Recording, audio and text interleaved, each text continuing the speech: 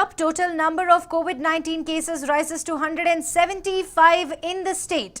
3 new cases reported in Bengaluru and 1 in Bengaluru rural. 3 COVID-19 cases reported in Mandy. 2 positive cases reported from Kalaburagi. 2 COVID-19 cases detected from Bagalkot. 1 case reported from Gadag. With this, the total number of positive cases rises to 175 in this state.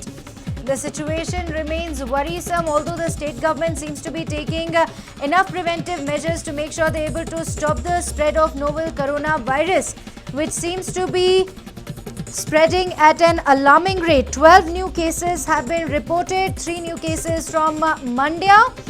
3 new cases also reported from Bengaluru, 1 Bengaluru rural, 2 positive cases from Kalaburagi, 2 COVID-19 cases detected from Bagalkot, 1 case reported from Gadag. The state government has been appealing everyone to stay indoors. Let's go across to my colleague Pratibha, who joins us live from the newsroom with more inputs on it. Well, Pratibha, 12 new cases reported today. Situation a bit grim. Do these people have any travel history abroad, or were they in contact with any person who had arrived in India from foreign country, or are these the cases of community transmission?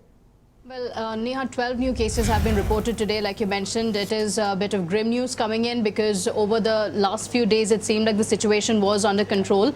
Yesterday, the total number of cases reported in Karnataka were at 163. Now it has gone up to 175. So 12 new cases have come to light.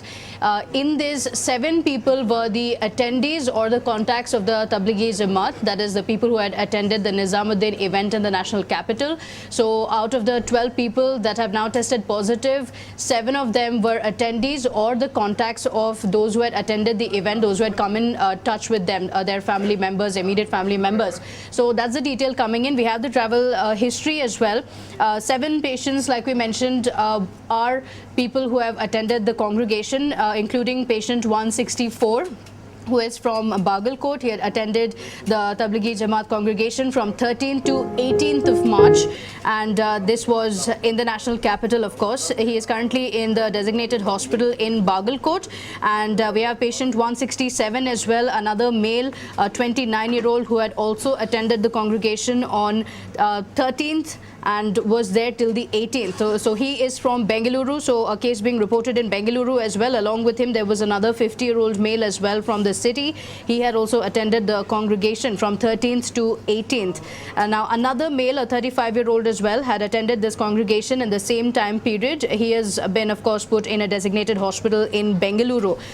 Meanwhile, there are 2 others as well, a 32-year-old and 36-year-old male from Mandy. They had also attended the Tablighi Jamaat as well as been in contact with the other patients, the ones that we mentioned before, as well as a few previously tested positive patients. So he was in constant touch with them. He was in contact with them, and that's the reason why he has now tested positive. There were 2 people, in fact, who have tested positive. In Mandy, another case as well of a 65-year-old male who was in touch with an attendee of the Tablighi Jamaat. He has also now tested positive, being in a hospital. Meanwhile, apart from these 7 patients, there are also 5 other people who have travel history as well. A patient who had returned from Dubai, but the travel history of Dubai again from Bengaluru. A 68-year-old male, he was under observation. He had developed some symptoms and now he has tested positive. This is, of course, from the government of Karnataka, the official figures as they come in. Another patient with a history of travel abroad has also tested positive. So out of these 12 people, there are 5 people who were who have a travel history abroad and those who were in contact with them, while there are 7 others who had attended this Nizamuddin event as well. So these numbers are expected to rise because now, of course, the health department officials will also track down those who had come in touch with these patients. So they will try to track them down, get in touch with them as well. They will continue to be under observation. Of course, the numbers can also rise because now if their blood samples are taken, it's only after a few days that we would get the results. So they are now currently at the designated hospitals where they continue to be treated. So the total number of cases until now has increased to 175 in Karnataka, but this also includes the 4 deaths as well as 25 people who have been discharged from the hospital. But as of 6th April, 5 p.m. to 7th April, 12 noon, 12 positive cases have been reported. This should come as a bit of a worry for Karnataka. But of course, as long as people continue to maintain the lockdown orders, as long as they continue not to defy the lockdown orders that are in place, there should be no reason to worry, Neha.